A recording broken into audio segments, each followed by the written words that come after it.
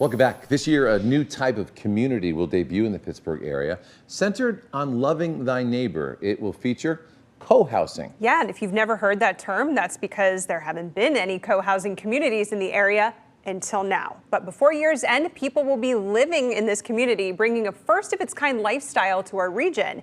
We take you to the site to explain.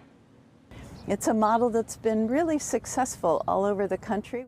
This is the future site of the Carson EcoVillage, a co-housing community and a first of its kind in our region. So we were looking to bring people together who wanted to know their neighbors. Co-housing is designed to purposefully create space for neighbors to fraternize, including a common house, which among other things will feature community meals several times a week. You're walking down the walk in front of somebody else's house, you see them on the porch. Hello, how are you? Have a glass of wine, etc. All that kind of brings us out of ourselves, which is the wonder of this way of living. Doug and Stephanie, both professors at Carnegie Mellon in the architecture department, have been working to establish a co-housing community in the Pittsburgh area since the year 2000. It has taken them 25 years to find the right land, get the right approvals, and assemble a big enough group of interested people. They say they have 70 people who committed to purchasing homes here. The land is on property right near La Roche University in McCandless Township, owned by Sisters of the Divine Providence. We had a meeting with them and discovered that our interests in ecological living, connections to neighbors and to a community was very much in line with their commitment to eco-justice and social equity.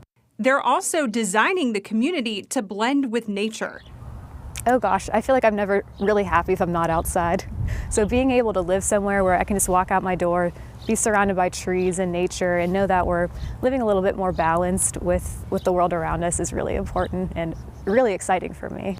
Elizabeth Rotz represents some of the younger people who have committed to the community. She thinks it makes sense for millennials and Gen Zs to consider co-housing. They say it takes a village to raise kids. Well, here in an eco-village like this, you have no shortage of babysitters right next door.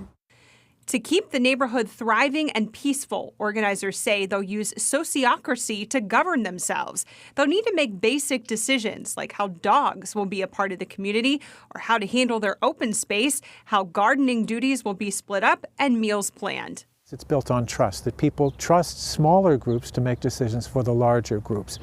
And what that does is it avoids the problems that come with a consensus governing process where everybody has to agree and one person can stop the entire process.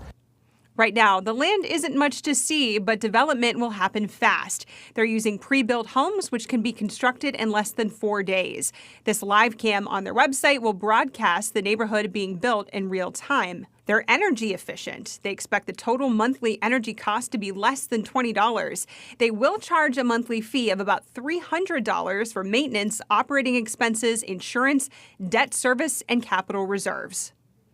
The problem with neighborhoods today is that we are busy.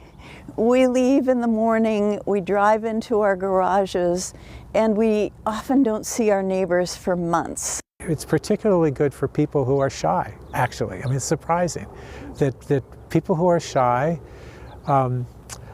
will tend to shut themselves in unless there's the kind of provocation that comes from just bumping into each other. And that's what happens in this community. Very interesting. If it's something that you would consider, they tell me they do still have a few spaces left to build a home, and you can find more information about that on our website, WTAE.com.